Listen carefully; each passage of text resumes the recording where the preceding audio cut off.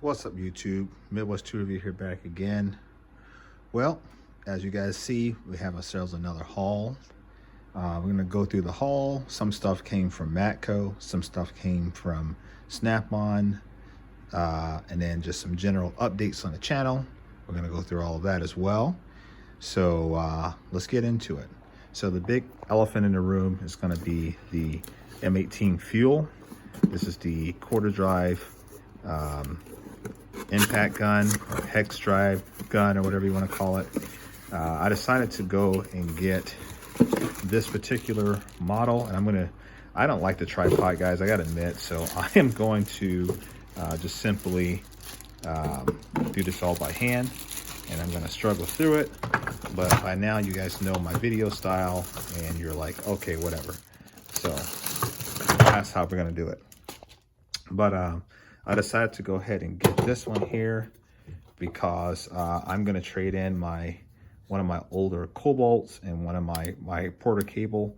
I'm going to get rid of those, and this is going to be the do-all replacement for those two guns. So like I said, this is the M18 Fuel. Really nice gun. I'm happy to have it. Obviously, I'm always happy to have whatever tools I can afford. So we're going to be adding that one to the arsenal. This is part number 285320, quarter-inch drive hex impact driver. This one here, 30% faster driving speed, very compact. And this particular, this is only tool only too, if you guys see that there. I have everything else. I have all the other Milwaukee stuff, so I'm good on batteries and chargers and all of that stuff. So max torque is 2,000 inch-pounds, which is probably 250 foot-pounds is 3,000 inch-pounds. So let's see here. So if we're gonna go 2,000, so we're probably a little bit under 200, maybe something like that, for foot-pounds of torque.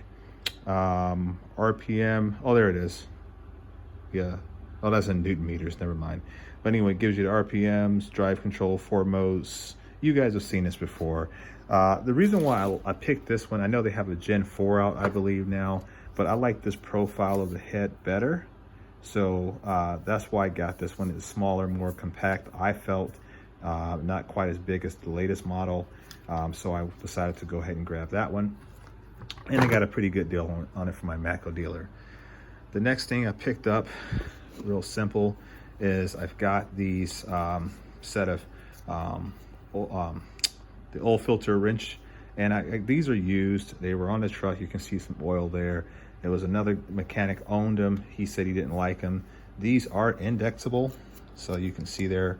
So depending on your location of your filter, you can index it in order to get it. I know some trucks, large trucks, are situated differently than, like, say, your passenger vehicles. Some of your smaller half-ton trucks. But yeah, I thought this was a nice set for 25 bucks. Figured why not, so I grabbed those as well. So all that came from Matco. The next thing I got from from Snap-on rather, is this things here. So I picked up some of the used ratchets. I've been going through that, digging out more and more. I've got this old FHL 936. We're gonna have to either rebuild that or figure something out. I got a, this is the FHX 936. I think the current model is the FHX80, which I believe, I don't think I have that. I don't have the locking version of it. I have the non-locking version, which is this guy here, but it's not quite as long as that version. So this one here, I've already ordered the lock kit because the locking mechanism for the swivel head was defective, and so I've already got a new one on order that should be here in a couple days. And then otherwise, this ratchet's in great condition, so we added that one there. Got a quarter drive here. This is the let me see here, I can't really get it to focus. THLF 72, just a 72 tooth ratchet. Once again, gotta get a rebuild kit for that guy, clean it up really nicely. This is one of the push button models, quarter-inch drive. As you see there, it needs a pin. I think I have a pin, or is this a pin, or this a screw? The screw broke off on one end, so we got to figure that out. I think I can get that screw out and kind of repair it and everything. So that'll be a fun little project. Then we'll clean it up, clean the gear, make sure everything's functional, and go from there. But this is part number THF, what is that? THRLF 72. It is a push button or the quick release style ratchet. The next one we got here is going to be the FH936, which is the previous version of this one here. As you can see, they did change a lot on there. The head size looks like it's changed. It's gotten larger on this version here, as well as the shaft, and then as well as the body. So they drastically increased the size of the ratchet, including the grip itself too. So this is the FH80, and the previous, or the predecessor to the, this was the predecessor to that, and this is the FH936A. So this guy here, I do have a rebuild kit already in the box. We're probably going to rebuild that and then put that on the channel. It is in great condition. There's no issues with the ratchet whatsoever. It just simply needs a rebuild kit and a nice little bath and a degreaser. We have this big old chunk of metal here. This is a breaker bar that was defective, so it broke. This is part number SHBB24, 24-inch long breaker bar snap-on. Yeah, you know, got to get that one replaced. The next one we have here is an FK936. I also have a rebuild kit for that. I already had one, or already have one rather. Right here. I think it's the same part number, right? Yeah, FK936. Yeah, so I have two of those now. I'll probably end up putting one up for sale, possibly, and keeping the other. I think I have a rebuild kit for this one as well. I gotta see. I gotta just verify what I've got in stock. So we're gonna be rebuilding this guy, and I guess apparently rebuilding that guy as well. A bunch of rebuild kits, like I said, for those 936 ones. This is a rebuild kit. One of my subscribers, I'll just go give his first name, Randy, decided to send me a gift, which I'm very, very thankful for. Randy hooked it up and sent me a ratcheting screwdriver in red.